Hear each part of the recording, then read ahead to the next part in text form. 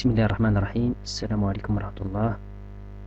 Alors la leçon d'aujourd'hui est intitulée la gestion d'état d'une page. Alors quand on fait l'appel d'une page, la page il est sur le navigateur. Alors les contrôles vont contenir des informations qui sont saisies par l'utilisateur, soit saisir des informations sur des zones de texte, soit faire des cases à cocher des cases à cocher, choisir à partir d'un drop-down list et ainsi de suite. Alors quand on fait un post-back, ces informations ils vont être envoyées vers le serveur. Parmi les informations qui vont être postées, c'est le champ hidden. Alors le champ hidden contient des informations concernant l'état des contrôles.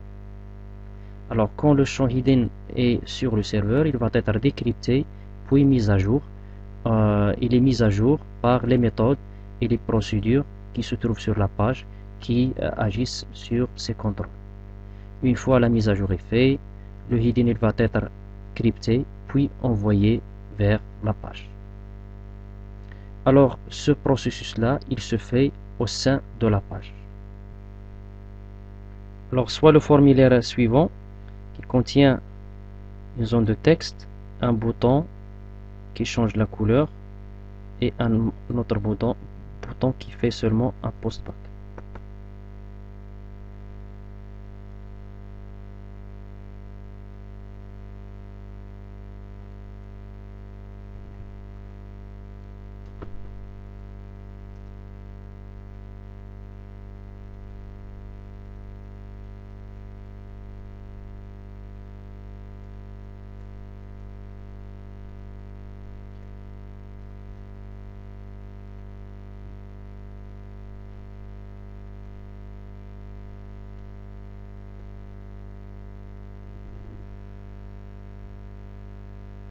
Maintenant on change la couleur. Voilà. Donc quand je clique sur le bouton qui fait seulement le post-back, il n'y a aucun code sur ce bouton là. Le text box il garde sa couleur. Alors maintenant si j'ajoute à la propriété enable viewState égale false, alors à ce moment là la zone de texte il ne va pas garder son état.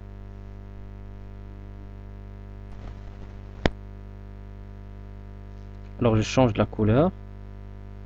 Si je fais un post-back, je perds la couleur. Alors maintenant je vais remettre la propriété enable viewState à true. Je vais prendre la source de la page.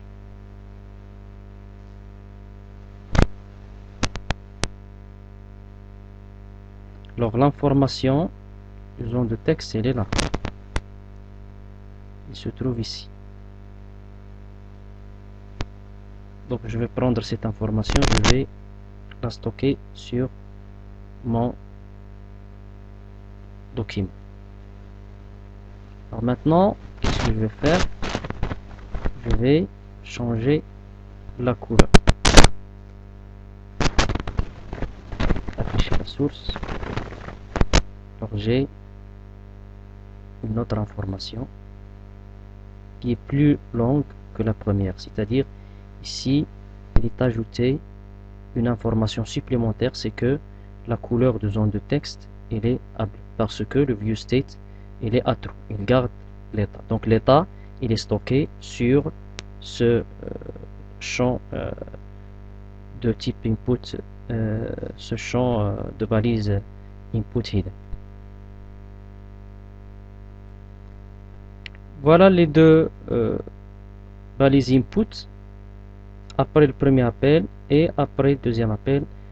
On remarque visiblement que les deux champs sont différents et ce dernier est plus volumineux que le premier parce qu'il contient des informations supplémentaires sur la couleur du zone de texte. Alors le scénario est le suivant. J'ai l'information des contrôles ici.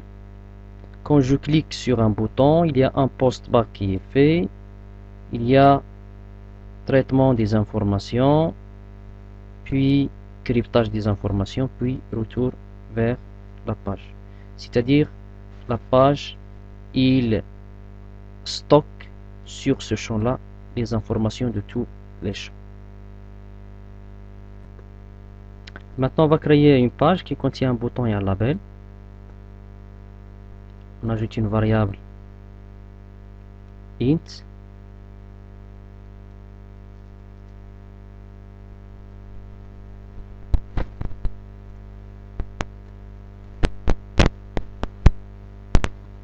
Si on incrémente le i,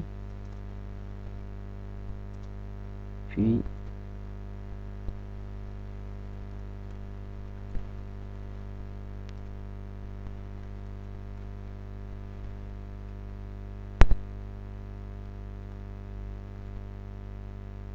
j'exécute.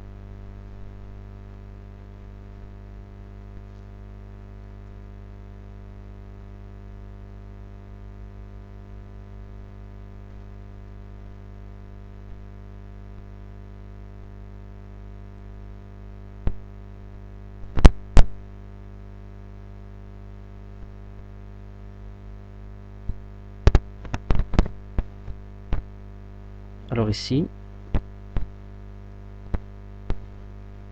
le i n'a pas été incrémenté parce que à chaque fois, l'état du i n'est pas stocké nulle part.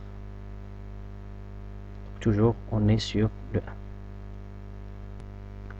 Alors pour gérer l'état, pour stocker l'état des variables, on peut utiliser le dictionnaire viewState, sur lequel on peut stocker l'état d'une variable qui doit être de type primitif, soit string, soit int, soit double. Et puis à ce moment-là, donc l'information elle va être donc persistante au moment de diverses demandes, c'est-à-dire des postback de la page. Voilà le code pour faire ça. Si on exécute,